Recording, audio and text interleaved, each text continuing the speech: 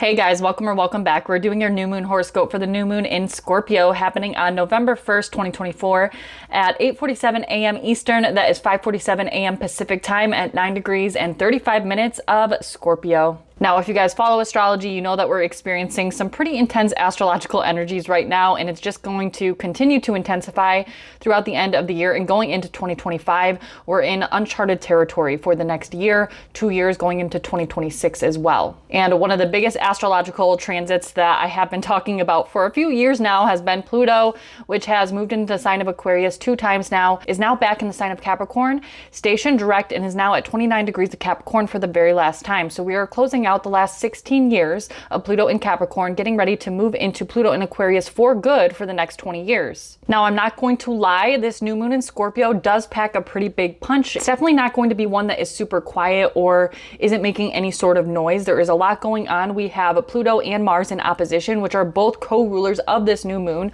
Mars being the traditional ruler of Scorpio and Pluto being the modern ruler of Scorpio.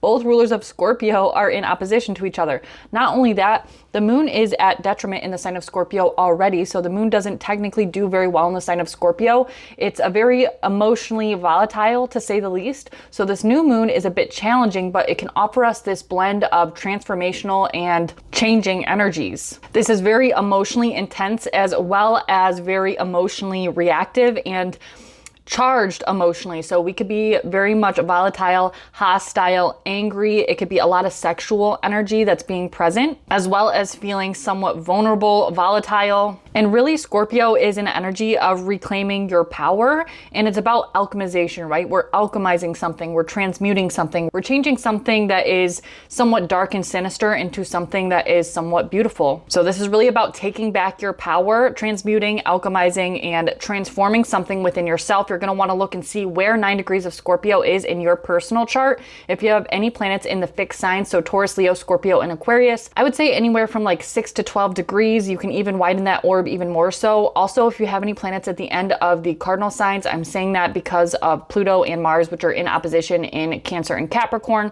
So if you have any planets from 6 to 12-ish degrees of the fixed signs, you're going to feel this one on a personal level, and you're also going to feel more emotionally reactive, and you're going to be activated by that Pluto opposite to Mars if you have late cardinal degree placements, so Aries, Cancer, Libra, and Capricorn. Now, of course, we know that new moons are new beginnings or fresh starts, or we're planting seeds of something. So this comes after the balsamic moon, and we're moving into the new moon phase, and this presents us with some sort of newfound opportunity or new beginning in that area of your chart. The moon in Scorpio really wants to find some sort of security, especially emotional security, because remember that Scorpio is fixed water, right? It can sometimes be represented by ice because it is fixivity of the element of water. So it is very emotional, but it's also very secretive and somewhat mysterious with those said emotions. I also really think that this new moon is really saying goodbye to the last 16 years of the Pluto and Capricorn era, because not only do we have this new moon in the sign of Scorpio, the dispositor of this new moon is Pluto and Mars, of course, as I mentioned,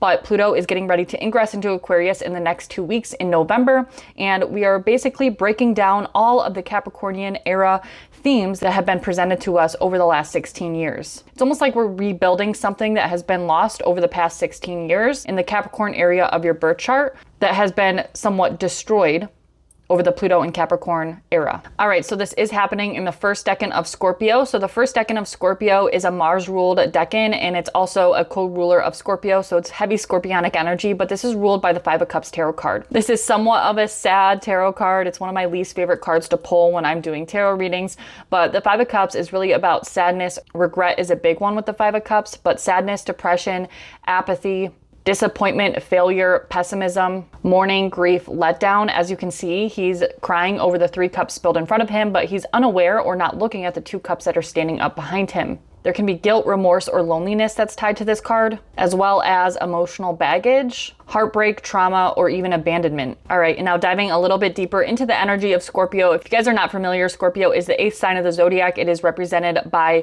either the scorpion, the phoenix, the eagle, or the serpent, and it's one of the only signs that has several different representations of its sign. So depending on where you are at in your own personal scorpionic journey, you can be represented by any of these things. I most personally relate to the phoenix. That is my favorite representation of Scorpio, but I also use the scorpion quite often as well, or the eagle. Actually, I use all of them, but the phoenix is my personal favorite. Scorpio is an energy that is very intense. It's powerful, it's intuitive, it can be very emotional, but as I said, Scorpio is also associated with being somewhat secretive and doesn't like being vulnerable. Now, this new moon definitely spells out vulnerability, so that is why the moon is not comfortable in the sign of Scorpio, because it doesn't like being vulnerable. The moon is our most vulnerable parts of ourself.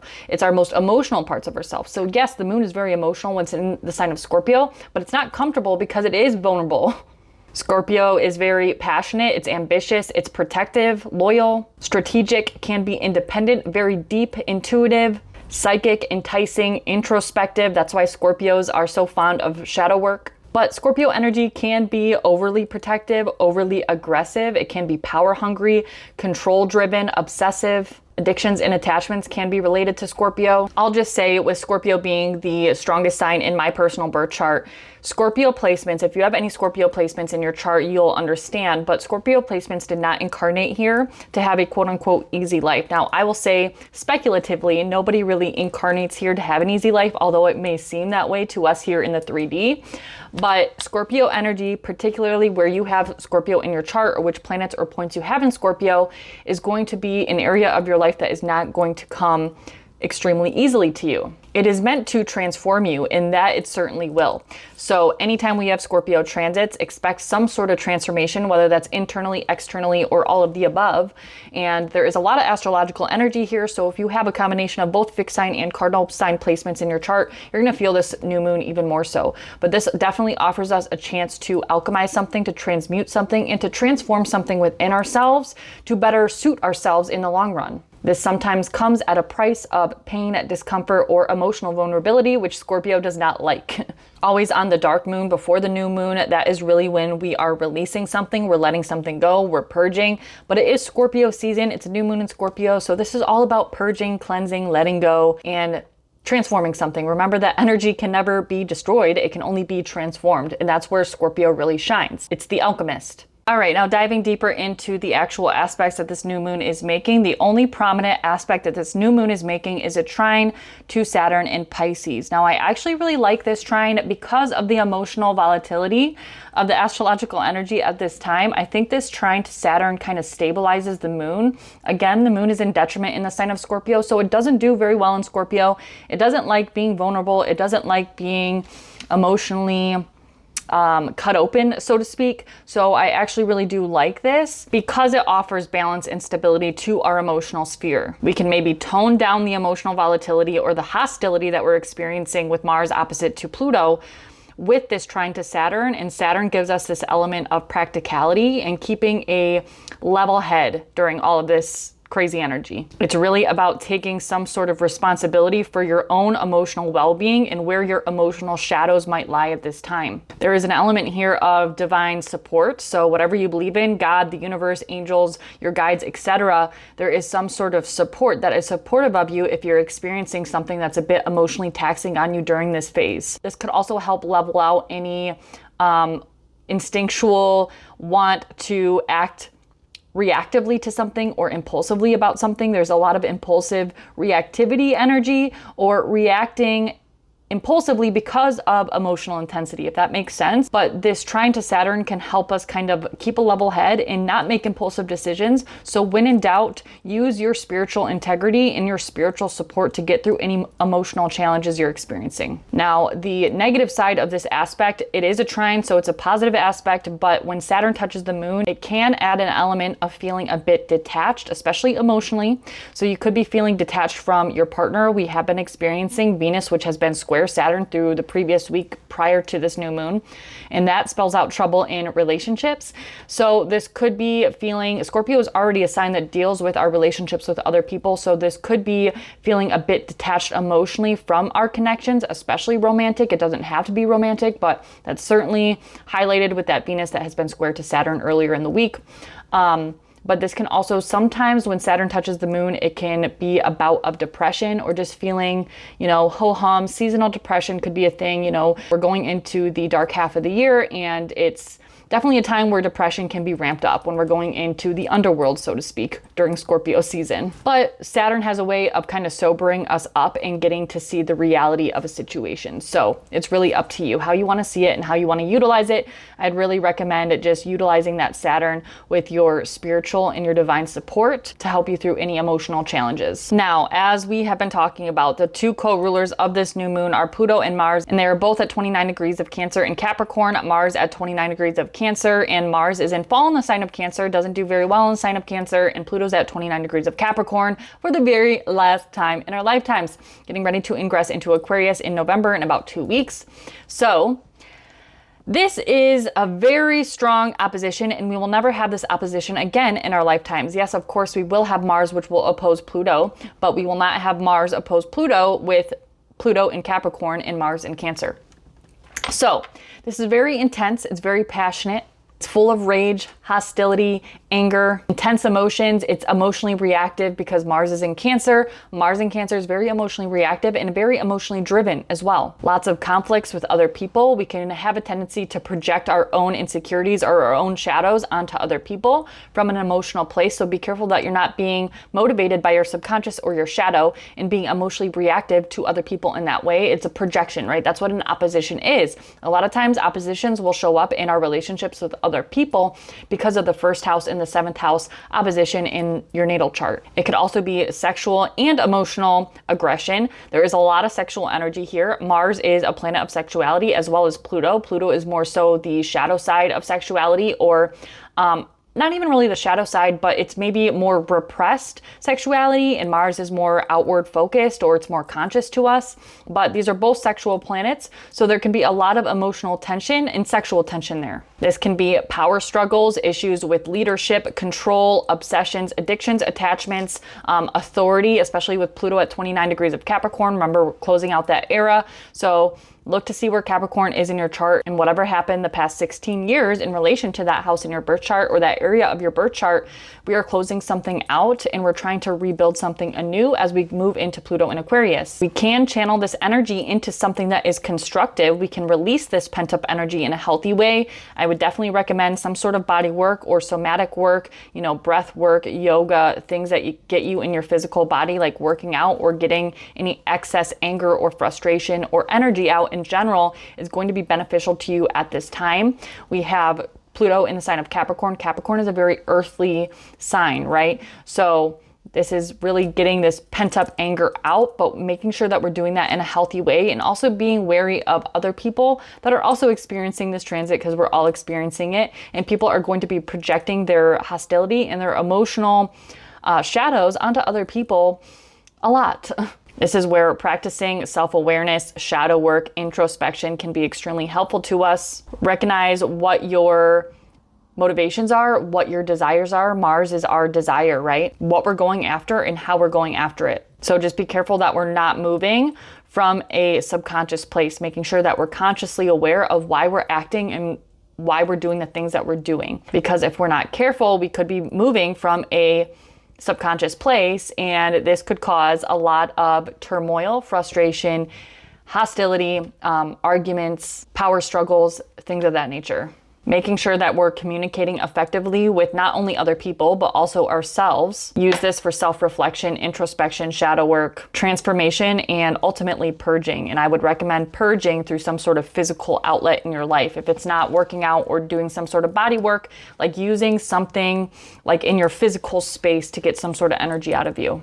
Now that kind of brings me to my next point, but I also don't know if I mentioned earlier that Mars is going to be stationing retrograde this year. We only get a Mars retrograde once every 2 years. So when Mars stations retrograde, it's a pretty big deal.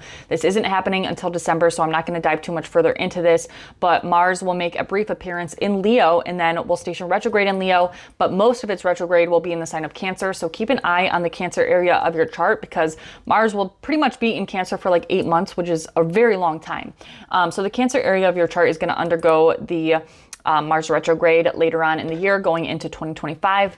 But as I was talking about keeping open and effective communication with other people. We do have Mercury, which is opposite to Uranus. At the time of this new moon, it is separating. We were experiencing this prior in the week as well, starting on, I think, Wednesday. But Mercury opposite to Uranus, this is very stimulating to our minds, our nervous systems, and communication ultimately. This could be like unpredictable forms of communication, unpredictable messages, or unpredictable conversations that you have with people. This can be good or bad. It is an opposition, so it is a bit of a challenging aspect, and it's something that we're going to experience with other people. It definitely heightens our mind and our nervous system, as I mentioned. It can activate our higher mind. Uranus is the higher mind. Mercury, in my opinion, is the lower mind, but Mercury is also the messenger for the gods, and Mercury is in Scorpio. So there's something here about effectively communicating and keeping an open mind to new thoughts, ideas, or perspectives from other people. This could definitely bring up anxiety, tension, or frustration, misunderstandings in our relationships, tension in social circles, or overstimulation. So just be careful and make sure we're grounding our energy. Practice active listening, keep an open mind, practice compromise, and looking at things from all angles and all perspectives. On the bright side, Mercury is in trine to Mars at 29 degrees of Cancer, so I think that this can really help harmonize our action, energy, and desire. It can also help us with laser focus. Mercury in Scorpio is very laser focused, and there's lots of energy of like being hungry for something, right? All this scorpionic energy, it's going after what we want and not being afraid to step on a few toes to get what we want. We just need to remember to tread lightly with Pluto opposite to Mars. Of course, it can be about being too overly power hungry and too forcibly going after what we want. Even though it is a trine, I would still say be careful with your words, how you're communicating. There's lots of energy of miscommunications or, acting impulsively about something, or communicating impulsively, or saying something that we don't necessarily mean, or not portraying it how it's meant to be portrayed or how you actually mean it. But that is pretty much all I have for you guys. Those are the major aspects. Of course, there are some other minor aspects as well, but that is the gist of what's going on in the astrological energy. The Pluto opposite to Mars is a big doozy. Other than that, I think this is generally a pretty good new moon for manifesting some sort of change, some sort of transformation, also purging and cleansing and alchemizing something. So definitely look to see where you have Scorpio in your chart, where from 6 to 12 degrees of Scorpio or the fixed signs are in your chart, as well as the late degrees of the cardinal signs are going to be prominent for this new moon.